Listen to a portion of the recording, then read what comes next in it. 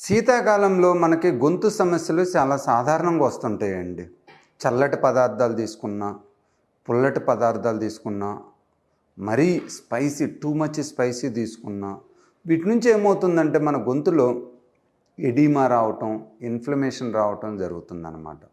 ఈ oedema, inflammation ఉన్నప్పుడు ఏమవుతుందంటే దాని మీద బ్యాక్టీరియల్ ఇన్ఫెక్షన్ గానీ, వైరల్ ఇన్ఫెక్షన్ గానీ వచ్చి టాన్సిలైటిస్, ఫెరింజైటిస్ వచ్చే అవకాశం ఉంటుందన్నమాట. సో మనకి ఈ సమస్యలు రాకుండా మెయిన్‌గా మనం తీసుకోవాల్సింది ఏంటంటే జాగ్రత్తలు. చల్లటి, పుల్లటి తినొద్దు. మీడియం స్పైసీ కానీ, లెస్ స్పైసీ కానీ తీసుకోండి. మనం డైలీ ఒకసారి కానీ, 2 సార్లు కానీ కొంచెం సూప్ తీసుకున్నా కూడా మంచిదనమాట. కొంచెం గోరువెచ్చటి సూపు మరీ స్పైసీగా లేకుండా తీసుకున్నా కూడా మంచిదే. అలానే గ్యాస్ట్రోఇసోఫేజియల్ రిఫ్లెక్స్ ప్రాబ్లమ్ ఉన్నోళ్ళు ఆ రిఫ్లెక్స్ డిసీజ్ని కంట్రోల్ చేసుకోవాలి.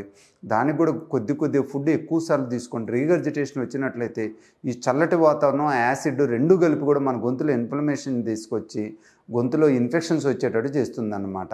అలానే ఈ శీతాకాలం వచ్చే ముందు మనం flu shot, influenza viral vaccines తీసుకోవటం, అలానే ఎవరికన్నా ఆస్తమా, డయాబెటీస్ ప్రాబ్లం ఉంటే న్యూమోకోకల్ వ్యాక్సిన్ కూడా తీయించుకోవటం మంచిదన్నమాట. బేసిక్గా మనం డైలీ ఫుడ్ని చల్లటి, పుల్లటి అవాయిడ్ చేసుకుంటా, కొద్దిగా సూప్ తీసుకుంటా, పొద్దున సాయంత్రం కొద్దిగా ఆవిరి పెట్టుకుంటా, చల్లటి నీళ్ళతో తలస్నానాలు కానీ ఏమి చేయొద్దు. వీలైనంతటికి వేడి నీళ్ళతో స్నానం చేయండి.